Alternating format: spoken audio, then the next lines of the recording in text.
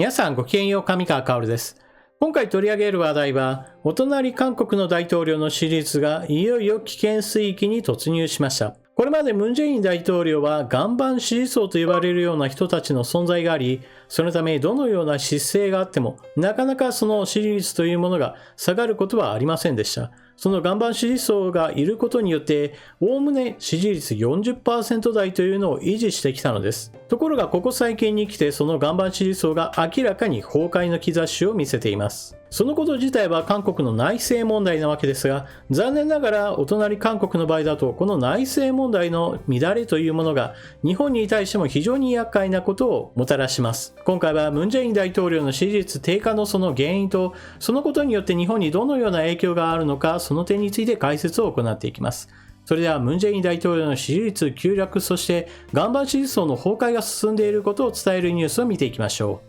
韓国大統領の支持率初の 30% 割れ。韓国の世論調査会社韓国ギャラップが30日発表したムン・ジェイン大統領の支持率は前週より2ポイント下落し 29% となった。ムン大統領の支持率が 30% を割り込むのは2017年の就任後初めて。残る任期が1年となる中、支持離れに歯止めがかからない現状が浮き彫りになった。不支持率は前週と同じ 60% だった。ムン・ジェイン大統領の支持率は3月第1週目の 40% から落ち始め、4月7日のソウル、プサン両市長選での与党、共に民主党大敗後も下落傾向が続いている。支持しない理由で最も多かったのは、不動産政策の 28% で、ムン・ジェイン政権発足後の住宅価格の高騰や、公務員らの不動産の不正登記事件に対する国民の不満が反映された形だ。特に20代の支持率が 21% に低迷している。新型コロナウイルス対応の不十分さを不支持理由に挙げる人も 17% に上った。ムン政権はコロナの防疫措置が評価され、一定の支持率を維持してきた。だが、最近はワクチン接種の遅れが批判されており、支持離れも招いているようだ。政党支持率は、共に民主党が 33%、保守系最大野党は前週と同じ 28% にとどまり、政権に批判的な層の受け皿になりきれていないのが実態だ。ムン・ジェイン大統領現在の姿からは到底想像できませんが、その就任当時においては清廉潔白、いわば国民からの支持を集めるような人物像でした。しかし、現在のムン・ジェイン大統領はといえば、そういった姿からは程遠い現状です。最初の頃は彼を大いに支持していた人々というものは、残念ながらこのムン・ジェイン大統領の政権期間において、生活が苦しくなるばかりで、ムン・ジェイン大統領に期待していた清廉潔白さも現在ではなくなったことに失望しています。例えば若者たちの支持率がここまで下がった原因というのはまさに彼の進めてきた経済政策の結果です。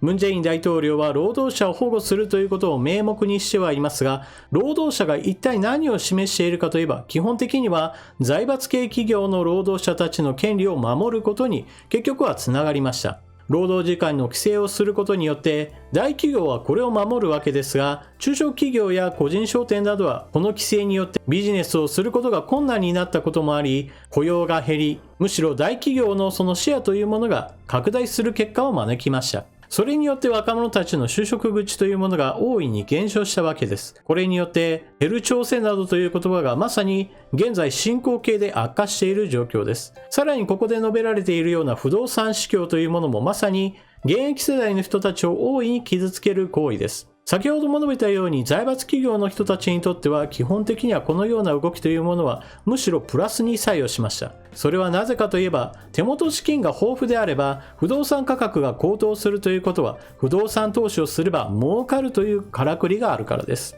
マンションに5000万1億円投資しても、それが1年2年経てば 30%、40% は当然のように値上がりしているというのであれば、それは転売対象として非常に魅力的な商品となります。しかしそのような話というのはあくまでも富裕層の人たちにしてみればより富を拡大させることにつながるわけですが、ほとんどの庶民にとってはマンション価格の高騰や一戸建て住宅の購入がほとんど不可能になるようなことを指します。そのために韓国の首都ソウルでは半地下生活を望んでではなく強いられる人たちというのもいますし、また郊外へと脱出せざるを得ないように追い込まれる人たちというのもいるわけです。これらの出来事というのはどちらかというと世界情勢ではなく、韓国国内における経済政策の結果として現れたものであり、ムン・ジェイン政権に対する不満というものが高まる要因となっています。そして次の支持率急落の要因として挙げられているのが新型コロナウイルスに対する対応です。ムン・ジェイン大統領は軽貿易と名付けて、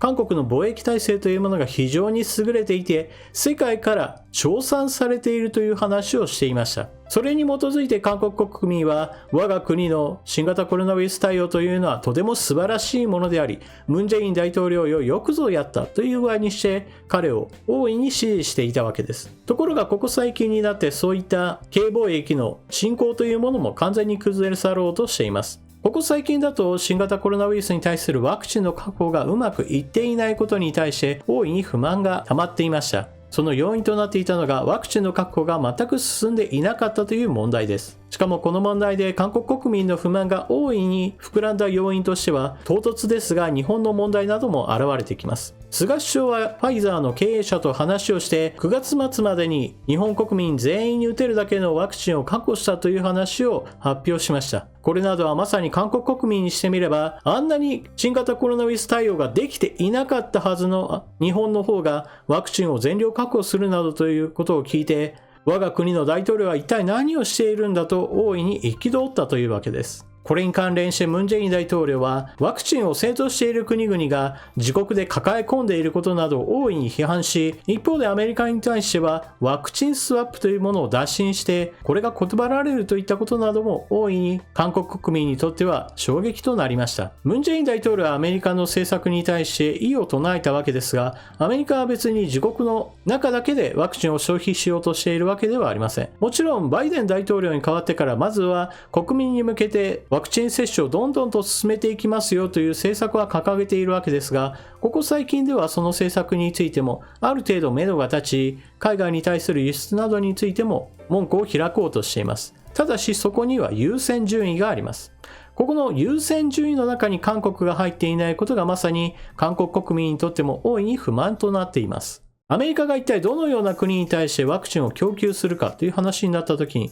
現在のところその優先順位1位はインドとなっています。なぜインドが1位になっているかといえば、インドにおける新型コロナウイルスの被害が今非常に激しい状態になっているからです。感染者数の確認数というものが連日のように世界最多を記録しているような状況ですから、このような状況だと新型コロナウイルスの変異というものがより促進されてしまう可能性があります。そして感染者数があまりにも多いために、現地では医療崩壊している地域などが多発しており、そのために亡くなった人たちというものが火葬場だけではなく公園や川べりなどで野焼きされているような光景などもツイッター上などでは動画としていくつ件も上がっていたりもします。このような悲惨な状況はまさに医療崩壊している現場を表しているものであり、世界各国からの支援というものが表明されているのです。そして優先順位第2位はどこかといえば近隣の国です。アメリカの近隣国といえばカナダと中米があります。これらの国々に対してのワクチン供与を行うことによってアメリカ自身にとっても近隣国との人々の交流というものを再開するための第一ステップとなります。そしてその次にやってくるのがクアッドの国々です。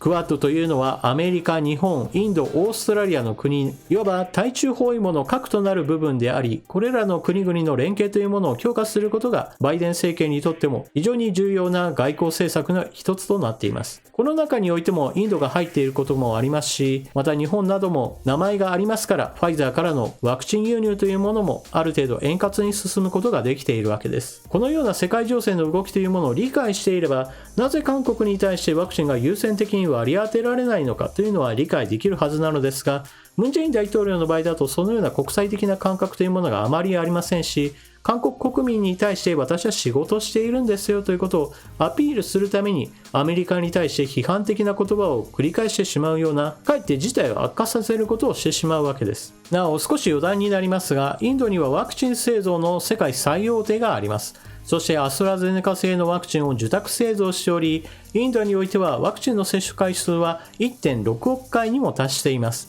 日本であればそれこそ全員に1回は打てるような回数なわけですが、残念ながらインドの人口というものは現在13億6000万人います。ですから1億回を超える回数というものが打たれていたとしても、人口全体から考えれば非常に微々たる数だとも言えます。そのためにインドにおいての感染爆発を止めるためには、ワクチンがまだまだ足りないような状況なのです。そしてこのインドにおける製造されるワクチンというものが世界各国に供給される予定でしたから、インドで感染爆発が続いているというのは、その他の国々に対しての影響というものも非常に深刻なものとなるのです。さて、このような流れというのはまさにムン・ジェイン大統領のこれまで行ってきた政策のそのツケが回ってきたというまさに自業自得なわけですが、このような流れというものは残念ながら韓国内における話だけでは終わりません。その実例として私たちが考えなければならないのは、韓国国内におけるこうした支持率の低下というものは外に敵を求める動きへとつながり、それがまさに反日活動の激化へと直結することです。そして私たちはすでにその反日活動というものをすでにニュースで知っているはずです。ムン・ジェイン大統領がここ最近進めている福島周辺における処理水の放出、この問題に対してムン・ジェイン大統領は世界各国を巻き込んで日本に対するネガティブキャンペーンというものを大々的に行うことを表明しています。この韓国側の動きをなぜ私は反日活動だと決めつけるかといえば、その理由は非常に単純です。韓国側の政府機関がこの福島県における処理水の放出、この環境に対する影響についての報告をすでに行っているのですが、その中において影響はほとんどないよということが報告されています。これは日本側の機関の発表ではなく、韓国側の政府系機関の調査結果です。ところがこのような調査結果についてはまさに韓国政府それ自身が握りつぶして日本側を批判しているのですから、まさに根拠というものがないのです。根拠がないにもかかわらず行っているのはまさに反日活動のその一環として、結論が先にある日本を批判するための口実を探していたからに違いありません。しかしムン・ジェイン大統領にとってはそのような根拠があるかないかなどというのはすでに二の次になっているのです。このような行動というものは感情に訴えることを目的化しており、そのために韓国国民に対しては実際に理論ではなく感情によって日本を非難する人たちというものが扇動されています。日本大使館の前やもしくは通りに出かけて日本の指導者たちの写真などに汚物を投げつけたり燃やしたり踏みつけたりといった行為などを行うような団体というものが韓国側の報道写真などでは出てきます。ただしこのようなムン・ジェイン大統領の反日活動の煽りというものはおおむね韓国国内から批判はされませんが支持もされません。なぜならば今回不支持理由として上がったものを見ればわかるのですが、韓国国民の不満が一体何かといえば、それは内政問題における失策であり、決して外交政策による失策を挽回せよと言っているわけではないのです。ですから、ムン・ジェイン大統領がいくら反日政策というものを推し進めたとしても、韓国国民にしてみれば生活が厳しくなったよというこの現実を何とかしてくれない限り、ムン・ジェイン大統領の支持率が回復することなど基本的にはありえないのです。日本にとっては極めて迷惑なわけですが、ムン・ジェイン大統領が自分の立場を何とか維持しようとするその行為として、今の反日活動というものが展開されており、これがなくなることはないわけです。逆に言えば日本政府は韓国側の主張というものがあまりにもデタラメですよということを一つ逆手にとって、韓国の言動主張というものがどれだけ無茶苦茶デタラメなものであるかというのを世界へと広く宣伝する必要があると私は思います。なぜそのようなことをする必要があるかといえば、基本的に世界は韓国に対して全く関心を持っていません。ですから韓国側の主張というものがどれだけ普段から信頼できるか信頼できないかというのをそもそも多くの人たちは全く考えていないのです。そのような状況の中で韓国側の主張を聞いてしまった人たちというものが、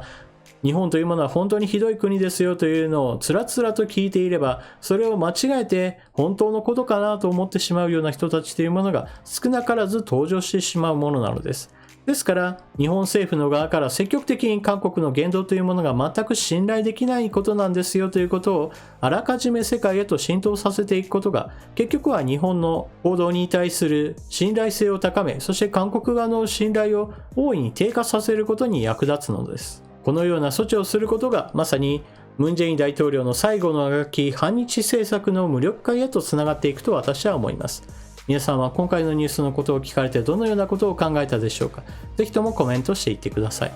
それでは動画を最後までご視聴いただきありがとうございました。チャンネル登録していない方はぜひともチャンネル登録を、そして動画を見終わったら評価ボタンのクリックもよろしくお願いします。それでは次の動画でまとめにかかりましょう。またね。